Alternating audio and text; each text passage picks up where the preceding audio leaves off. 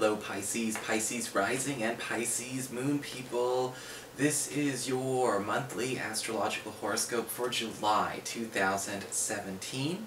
And a quick reminder for all you Pisces folks out there, remember these monthly horoscopes cover the big changes and big seasonal shifts that go on during the month. And very seldom, if ever, do I include anything that lasts for just one day for monthly horoscopes. So if you're interested in shorter flavor of the week types of forecasts, I highly recommend checking out the weekly horoscopes that I put up. The first half is exclusively astrology, so there is something there for everybody. And a quick reminder, as of the 1st of July, the Tarot Home Study course is available for purchase and download. So you can actually learn the tarot. I'm teaching it for 3 hours in this download. It's 3 hours of video content, including supplemental documents taken directly from a book I'm working on, and you'll be able to learn tarot on your own time at your own pace. And again, if you want to get that or get a session with me, you just need to go to my website, integrativemysticism.com. So what is going on this month? Well, July, we have some leftover energy, Pisces.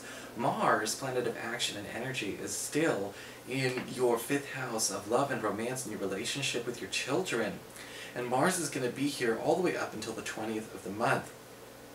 And we're working on trying to find ways to turn these people into friends, okay? Learning how to become friends with our partner, learning how to become better friends with even possibly new romantic partners. Mars tends to also show up as a helper in this area. You may be finding that a friend is actually going to be instrumental in helping you better relate to somebody that you are dating, or somebody that you are already in a relationship with, or perhaps even help you relate to a child better and actually help strengthen that bond in bonding that way. We've got a lot of this actually bringing a lot of closeness, so this is going to be a very, very strong trend. We don't have to only have it for 3 weeks, but that window of opportunity is there to start it within these 3 weeks.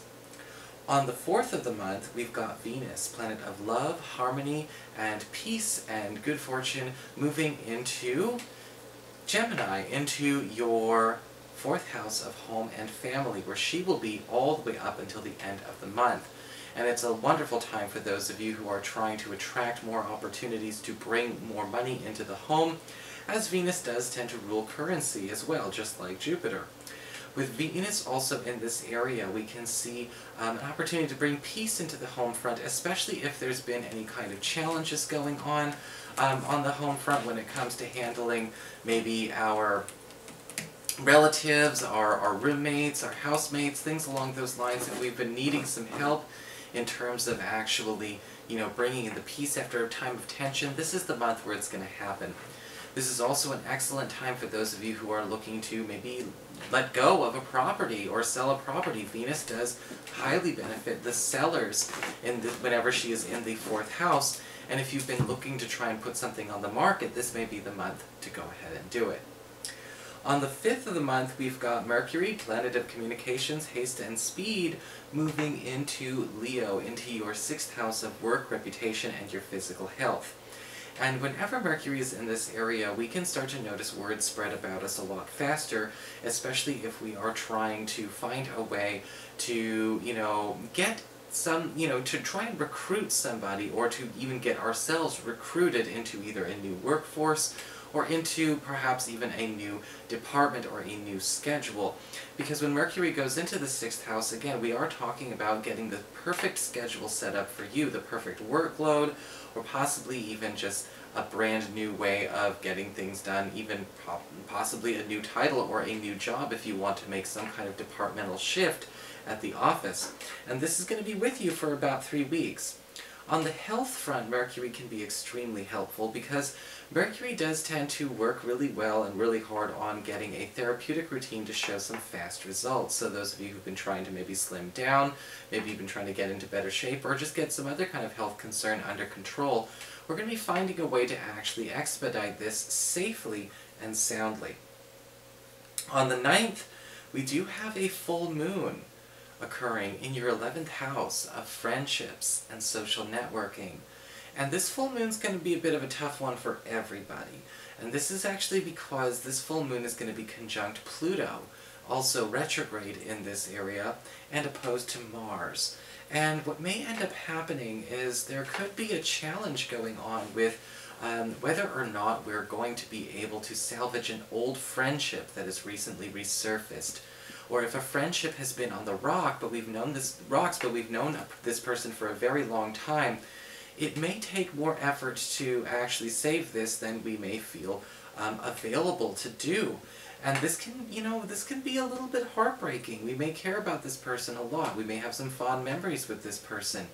It doesn't necessarily mean that we have to let this person go, but they may be coming out with some information as well about how they feel about our conduct in this friendship. And there may be a chance over the course of the 9th to the 23rd for everyone to get on the same page about how close we can really be, but there's also just the same likelihood that we may agree to disagree and part ways. On the 20th of the month, we've got Mars, planet of action, energy, and conviction, sliding into your 6th house of work, reputation, and physical health, and we're giving you all kinds of competitive advantages when it comes to working with your reputation at the office, your reputation in public, and maybe even getting you a chance to either strut your stuff in a competition you could win, or possibly even overtake a rival or a competitor. Excuse me. And with Mars here as well, we tend to see a lot of opportunities for those of you who are in athletic competitions themselves start to favor better. If you've got tryouts or anything like that you want to do, maybe you're working on training, you're training for a marathon, you're training for some kind of big event between the 20th of the month and sometime in August, you're going to start to see some payoffs, some actual big results coming from your ongoing training, especially while Mercury is still there. Mars also tends to bring a bit of a financial benefit. Let's not forget, whenever Mars is in a work area, houses 2, 6, or 10, we tend to see opportunities for overtime come up. He just likes to be able to build on those workable hours and those billable hours for you. So if you are looking for an opportunity to build on your work life, or at least actually increase the workload or the productivity that you have, the middle of the month starts a really good trend going all the way up into August. On the 22nd of the month, we've got the Sun moving into this area, followed by a new moon on the 23rd. And this is almost like an evolution for your identity. This is an opportunity to actually make some changes to the reputation that you have, to finally get seen and recognized for what you would rather be seen and recognized for.